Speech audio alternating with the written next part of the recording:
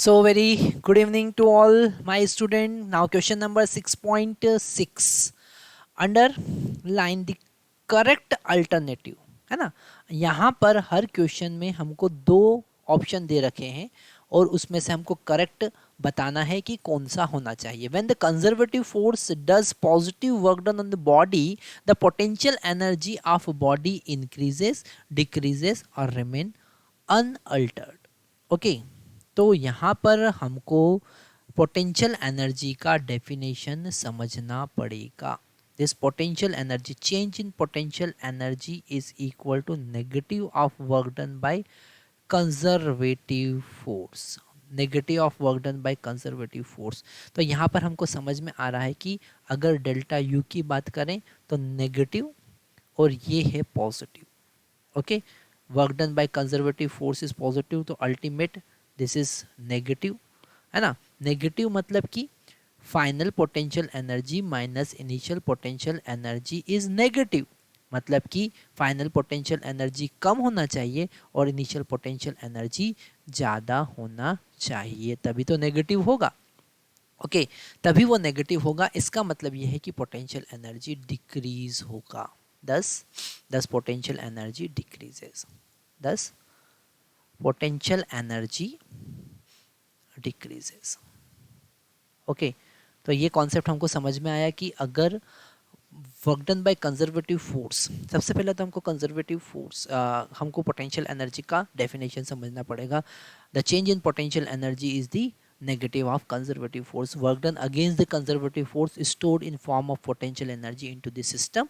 That's why that is delta u is equal to minus w conservative force. Okay तो ये first हमारा solve हुआ। B part अगर हम देखें, बी पार्ट भी बड़ा इंटरेस्टिंग है, जरा ध्यान से समझते हैं। The work done by a body against the friction always result in loss of its kinetic energy और potential energy।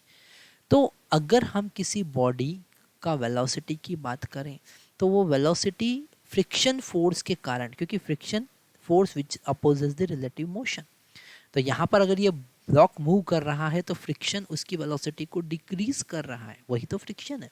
Okay that is called friction, so the kinetic energy decreases. तो अगर हम बात करें तो इसमें आएगा kinetic energy, kinetic energy decreases.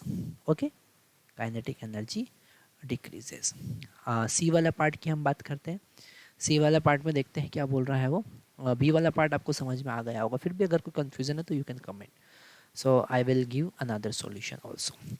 The rate of change of total momentum of a many particle system is proportional to the external force or the sum of internal forces on the system. हमको पता है according to the Newton's second law it is equal to delta p divided by delta t. Okay rate of change of linear momentum, तो यहाँ पर internal force का जो momentum में change होगा, इंटरनल फोर्स के कारण मोमेंटम में चेंज होगा वो ज़ीरो होगा। अगर हम इंटरनल फोर्स से ग्रेविटेशनल फोर्स की बात करें तो वहाँ पर उनके कारण जो मोमेंटम में चेंज हुआ है वो ज़ीरो होगा। ओके केवल एक्सटर्नल फोर्स ही मोमेंटम को चेंज कर सकता है अगर सिस्टम ऑफ पार्टिकल्स भी है, मल्टीपल पार्टिकल्स काम कर रहे हैं तो भी। तो ये बहुत इंटरेस्टिंग कॉन्सेप्ट यहाँ से हमको पता चल रहा है। इससे हमको एक और, ये जो सी पार्ट है इससे हमको एक और बात पता चल रहा है, that is the law of conservation of linear momentum. Very important law of conservation of linear momentum, इसको एक्सप्लेन करता है law of conservation of linear momentum। linear momentum ये क्या बता रहा है? ये बता रहा है कि अगर एक्सटर्नल फोर्स जीरो है किसी सिस्टम पे तो लीनियर मोमेंटम कंजर्व होगा, भले ही वहाँ पर इंटरनल फोर्स काम करे।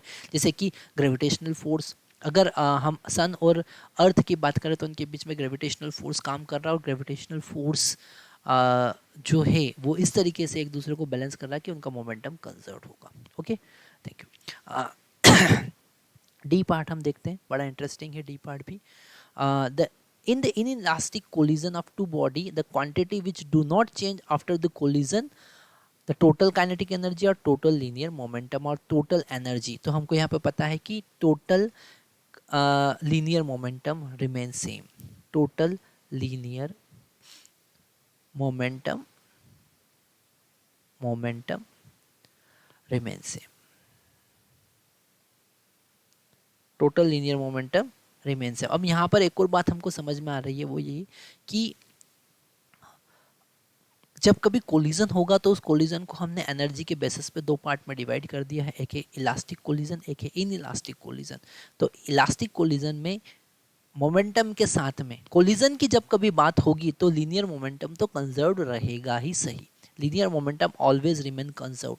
पर इन इलास्टिक कोलिजन में काइनेटिक एनर्जी कंजर्व नहीं रहती है, और इलास्टिक कोलिजन में लीनियर मोमेंटम के साथ में काइनेटिक एनर्जी भी कंजर्व्ड होती है, मतलब एनर्जी का लॉस नहीं होगा, काइनेटिक एनर्जी कंजर्व्ड रहेगी। Thank you.